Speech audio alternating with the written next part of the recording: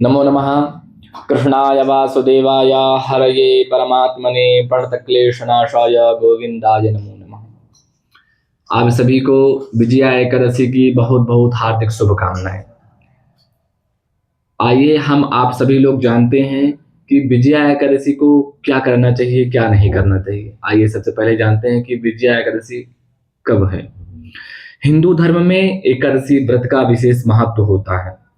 हर महीने 2 बार एकादशी आती है, पहला कृष्ण पक्ष और दूसरा शुक्ल पक्ष में।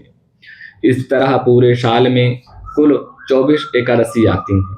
फाल्गुन माह में कृष्ण पक्ष की एकादशी को विजया एकादशी कहा जाता है, जो इस साल 13 फरवरी यानी आज के दिन पड़ रहा है।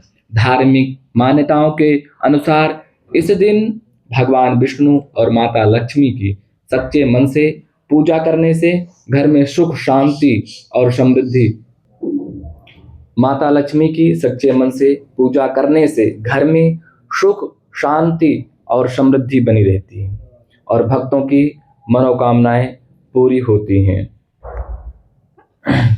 एकादशी के दिन श्रीमद् भगवत गीता पढ़ने का विशेष धार्मिक और आध्यात्मिक महत्व है।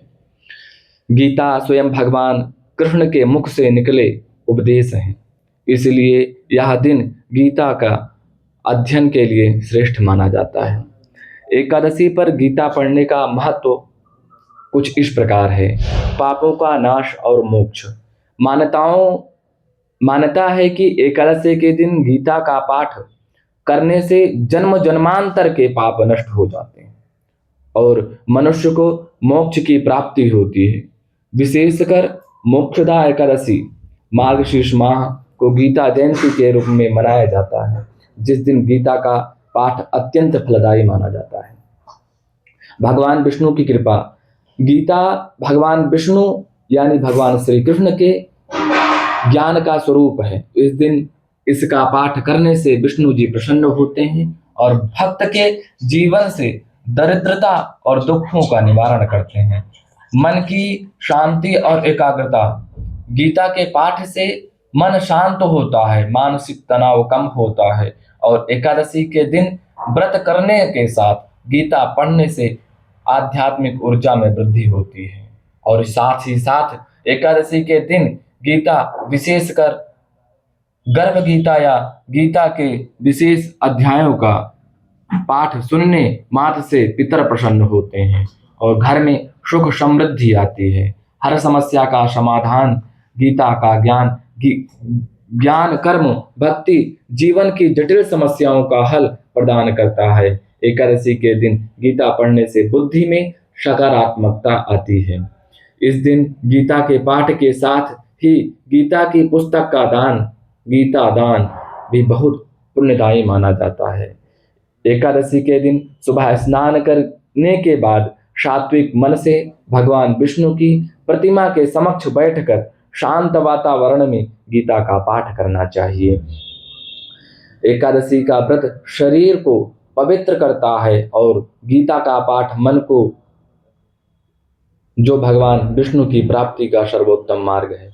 आइए हम आप सभी लोग श्रीमद् भगवत गीता के 15वें अध्याय का पाठ करते हैं। आप सभी लोग ध्यान पूर्वक श्रवण करिए।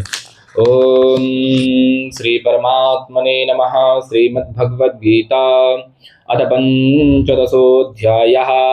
श्री भगवान उवाच। ऊर्ध्वमूलमधः शाखं नश्वत्थं प्राहुरव्ययं छन्दांसि यस्य पर्णानि यस्तं वेद स वेदवेत्। अधश्चोर्ध्वं प्रसितास्तस्य शाखा गुणप्रविद्धा विषयप्रबालाः। अधश्च मूलान्यनुसन्ततानि कर्मानुबन्धीनि मनुष्यलोके। न रूपमस्येह तथोपलभ्यते नान्तो न चादिर्न च सम्प्रतिष्ठा। अस्वत्थमेनं सुविरूढमूलम् असङ्गशस्त्रेण दृढेन छित्त्वा। ततः पदं तत्परिमार्गितव्यं यस्मिन् गता न निवर्तन्ते भूयः। त्वमेव चाद्यं पुरुषं प्रपद्ये यतः प्रवृत्तिः प्रसृता पुराणी। निर्मानमोहादिसङ्गदोषाध्यात्मनित्याभिनिवृत्तकामाः द्वन्द्वैर्विमुक्ता सुखदुःखसञ्जैर्गच्छन्तमूढा पदमव्ययं तत् न तद्भास्यते सूर्यो न शशाङ्को न पावकः यद्गत्वा न निवर्तन्ते तद्धाम परमं मम ममैवांसो जीवलोके जीवभूता सनातनः मनः षष्ठानीन्द्रियाणि प्रकृतिस्थानि कर्षति शरीरं यदवाप्नोति यच्चाप्युत्क्रामतीश्वरः गृहीत्वैतानि संयाति वायुर्गन्धानि वाशयात् श्रोत्रं चक्षुः स्पर्शनं च रसनं घ्राणमेव च अधिष्ठाय मनश्चायं विषयानुपसेवते उत्क्रामन्तं स्थितं वापि भुञ्जानं वा गुणान्वितं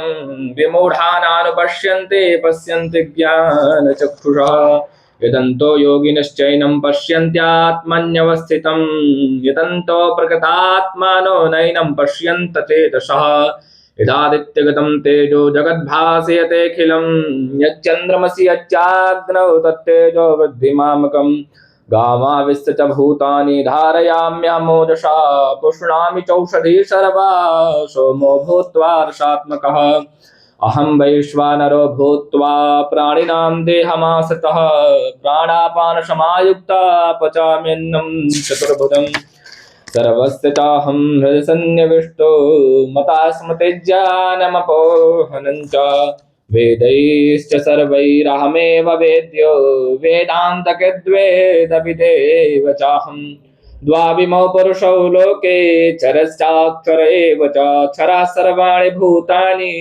कूटस्थोऽक्षर उच्यते उत्तमः पुरुषस्त्वन्यः परमात्मेदुदाहृता यो लोकत्रयमाविश्य विवर्तव्य ईश्वरः यस्माक्षरमतीतोऽहम् अक्षरादपि चोत्तमः अतोऽस्मि लोके वेदे च प्रथिता पुरुषोत्तमः यो मामेवमसम्मूढो जानाति पुरुषोत्तमः स सर्वविधि भजति मां सर्वभावेन भारत इति गुह्यतमं शास्त्रम् इदमुक्तं मया नघा एतद्बुद्ध्वा बुद्धिमान् स्यात् कृतकृतयश्च भारत ओम तत्सत् श्रीमद्भगवद्गीतासु उपनिषत्सु ब्रह्मविद्यायां योगशास्त्रे श्रीकृष्णार्जुन संवादे